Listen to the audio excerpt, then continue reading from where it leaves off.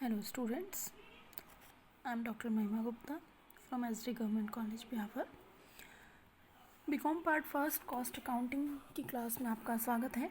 जैसा कि आप लोग मेरे लास्ट वीडियोस में देखते हुए आए हैं, लास्ट वीडियोस में आपने देखा कि ओवरहेड्स के एब्जॉर्प्शन के हमारे पास कई मेथड्स अवेलेबल हैं, जिनमें से हमने percentage on direct material cost method and percentage on direct labour cost method के बारे में जानकारी प्राप्त की। आज मैं आपके सामने बात करने जा रही हूँ percentage on prime cost method, यानी मूल लागत पर प्रतिशत विधि।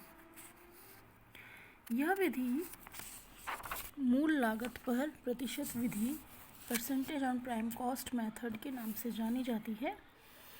ये जो प्राइम कॉस्ट होती है वो क्या होती है, ये आप लोगों को बहुत अच्छे से पता है।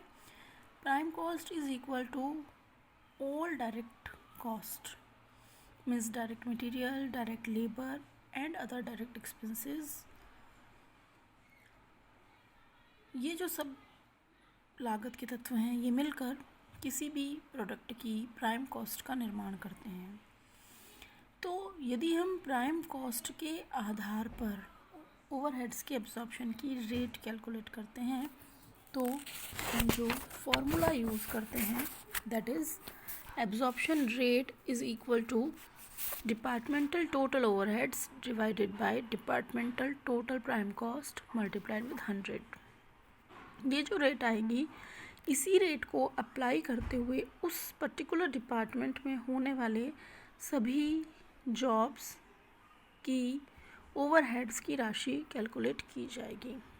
Suppose we have a production department जिसके टोटल डिपार्टमेंटल ओवरहेड्स 5000 है।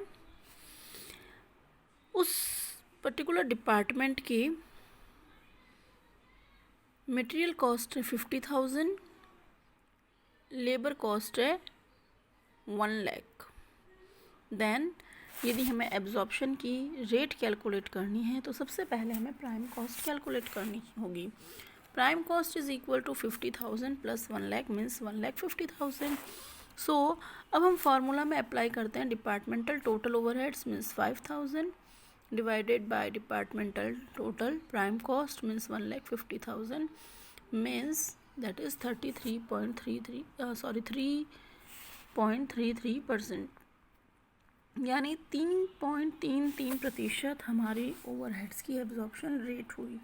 अब यदि इस फॉर्मूला के अकॉर्डिंग हमें किसी पर्टिकुलर जॉब की ओवरहेड्स की अमाउंट कैलकुलेट करनी है, तो हम उस पर्टिकुलर जॉब की ओवरहेड्स की अमाउंट कैलकुलेट कर सकते हैं। ठीक है। अब हमें ये कहा गया कि यदि किसी जॉब की प्राइम कॉस्ट 300 है तो उसकी ओवरहेड्स की राशि क्या होगी। तो उसकी ओवरहेड्स की राशि कैलकुलेट करने के लिए हमें 3.33% कैलकुलेट करना होगा ऑफ 300, यानी 10 रुपये उस पर्टिकुलर जॉब की ओवरहेड्स की कॉस्ट आएगी अकॉर्डिंग टू दिस मेथड। ये जो आधार है एब्जॉर्प्शन की रेट निकालने का, ये बहुत ही सरल है, क्योंकि इसके लिए हमें जो भी जानकारी चाहिए मीन्स प्राइम कॉस्ट की रिक्वायरमेंट होती है, जो कि हमारे पास उपलब्ध होती है। यह आधार उन उद्योगों में अपनाया जा सकता है जहाँ पर कि उपरिव्यय जो है वे प्राइम कॉस्ट पर निर्भर करते हैं। चूँकि मूल लागत में प्रत्यक्ष सामग्री और प्रत्यक्ष श्रम दोनों ही लागतों का समावेश होता है, अतः इस विधि के लिए यह भी कहा जाता है कि इसको जब हम अपनाते हैं तो डायरेक्ट मटेरियल कॉस्ट और डायरेक्ट लेबर कॉस्ट दोनों के आधार पर कैलकुलेट की गई एब्जॉर्प्शन रेट वाले जो दोष होते हैं, वे दोनों ही दोष मिट जाते हैं और दोनों के लाभ प्राप्त हो जाते हैं। लेकिन फिर भी जैसा कि आपको पता है कि कोई भी मेथड बिना दोष के नहीं होता है, सभी मेथड के अपने अपने गुण दोष होते हैं, तो इस विधि के भी दोष हैं। इस विधि का प्रयोग उन कारखानों में नहीं किया जा सकता है जहाँ पर कि प्रामाणिक वस्तु का उत्पादन नहीं होता है, अर्थात यदि विभिन्न उपकार्यों पर प्रत्यक्ष सामग्री और श्रम का अनुपात अलग अलग हो, यानी एक से प्रोडक्ट का निर्माण नहीं हो रहा है बल्कि उसमें लेबर और मटेरियल का रेशियो जो है वो बहुत अधिक वेरिएबल है, तो उस समय यह उपयुक्त नहीं होगी। जैसे इसको मैं एक एग्जांपल से स्पष्ट कर रही हूँ कि एक प्रोडक्शन डिपार्टमेंट में हम मूल लागत की यानी प्राइम कॉस्ट की 10% के हिसाब से ओवरहेड्स की एब्जॉर्प्शन की रेट निकालते हैं। उसमें हम 2 जॉब्स संपादित कर रहे हैं, दोनों ही जॉब्स की मटेरियल और लेबर की कॉस्ट अलग अलग है। पहले जॉब में 400 मटेरियल है और लेबर 100 है, टोटल प्राइम कॉस्ट आती है 500। दूसरे में वाइस वर्सा हो जाता है, यानी मटेरियल 100 हो जाता है और लेबर 400 हो जाता है, तो उसकी भी प्राइम कॉस्ट तो सेम रहेगी 500। ओवरहेड के एब्जॉर्प्शन की रेट 10% है, ठीक है। यानी दोनों में ही यदि हम प्राइम कॉस्ट के अकॉर्डिंग ओवरहेड्स की राशि कैलकुलेट करते हैं तो 500 का 10% यानी 50 रुपीज़ ओवरहेड्स की अमाउंट हुई, ठीक है। यदि हमने ओवरहेड्स की राशि का विश्लेषण किया तो हमें ये पता चलता है कि इस पर अधिक भार हुआ है, ठीक है, क्योंकि इस पर केवल लेबर तो 100 ही है, जबकि ओवरहेड्स जो है वो 50 रुपीज़ हो गया है। जबकि सेकंड वाले जो जॉब पर हमने देखा कि लेबर की कॉस्ट 400 होते हुए भी ओवरहेड्स की अमाउंट 50 ही आई। चूँकि ओवरहेड्स जो होते हैं वो टाइम से रिलेटेड ज़्यादा होते हैं बाकायदा कंपैरेटिवली टू मटेरियल कॉस्ट की बजाय ओवरहेड्स का संबंध जो है वो टाइम से होता है। तो यहाँ पर हमने ये ध्यान नहीं दिया कि दोनों ही जॉब्स में से किसी एक जॉब पर टाइम अधिक लग रहा है और मटेरियल कॉस्ट कम लग रही है, जबकि दूसरे वाले में मटेरियल कॉस्ट कम लगकर टाइम अधिक लग रहा है। तो ऐसे समय में यह विधि उपयुक्त नहीं है।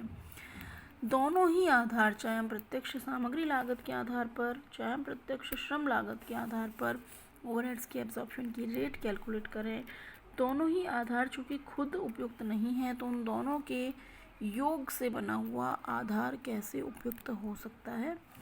और साथ ही हमने जो ऊपर बात कही कि हमें दोनों ही विधियों के दोष जो हैं वो मिट जाते हैं, तो जब दोनों विधियों के दोष मिट जाते हैं तो हम कैसे कह सकते हैं कि दोनों ही विधियों के लाभ नहीं मिटेंगे। यानी हम किसी भी इन तीनों मेथड्स में से किसी भी मेथड को एप्रोप्रिएट मेथड नहीं मान सकते हैं। फिर भी श्रम लागत के आधार पर ज्ञात की गई प्रतिशत विधि जो है वह कुछ हद तक उपयुक्त है, क्योंकि उपरिव्ययों का संबंध जो है वह समय से ज़्यादा होता है, लेबर से ज़्यादा होता है कंपैरेटिव टू मटेरियल से। मटेरियल पे के आधार पर हम जो एब्जॉर्प्शन की रेट कैलकुलेट करते हैं वह उपयुक्त नहीं होती है, बल्कि श्रम के आधार पर जो ज्ञात की जाए वह कुछ हद तक सही दिशा में हमें रिज़ल्ट सही दिशा में परिणाम देती है। तो इस प्रकार से ओवरहेड्स के एब्जॉर्प्शंस की प्रतिशत विधियां जो है, जिसमें मैंने आपसे 3 मेथड डिस्कस किए। पहला प्रत्यक्ष सामग्री लागत पर प्रतिशत विधि, दूसरा प्रत्यक्ष श्रम लागत पर प्रतिशत विधि और तीसरी मूल लागत पर प्रतिशत विधि। इन तीनों ही विधियों के गुण दोषों के बारे में आपसे बात की।